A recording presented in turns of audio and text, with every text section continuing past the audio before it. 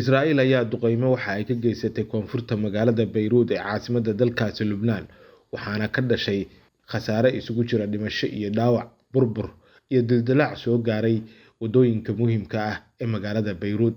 Israa'iil ayaa waxa ay sheegtay in duqeyntan ay la beegsatay hogaamiyaha sare ee ururka Xisbullah Xasan Nasrullah iyo xarunta dhexe ee ururka, balse ilo laga helay dhinaca Xisbullah ayaa waxaa laga soo xigtay in uu bad qabo Xasan Nasrullah. War-saxaafadeed rasmi ah ay ka soo saari doonaan dhacdadan ka dhacday magaalada Beirut ee dalka Lubnaan.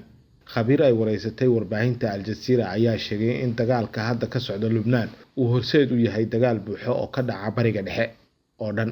Gobolka bariga dhexena uu hadda ku sii siqayo xaalad khatar ah.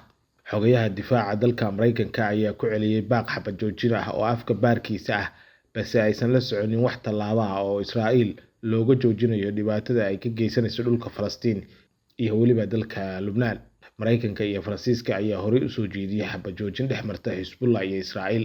Ra'iisul wasaaraha xukunka madax maray ee Israa'iil iyo kooxdiisa ayaa ka dhaga adeegay xabad joojinta, inkastoo aan la ogeyn inay dhab ka tahay iyaga qudhooda kuwa soo jeediyay. Wasaaradda caafimaadka ee Lubnaan ayaa sheegtay in weerarka lagu qaaday magaalada Beirut ee dalka Lubnaan ay ku dhinteen 2 qof, halka 76 kalena ay ku dhaawacmeen, walow ay socoto weli xaaladaha gurmadka ah ee lagu gurmanayo dadka waxyeeladu ay ka soo gaadhay duqeymihii dhinaca cirka ee ay geysteen ciidamada Israa'iil. 10,000 oo qof ayaa dibadbaxyo waaweyn waxa ay ka dhigayaan dalalka Iiraan iyo Yemen.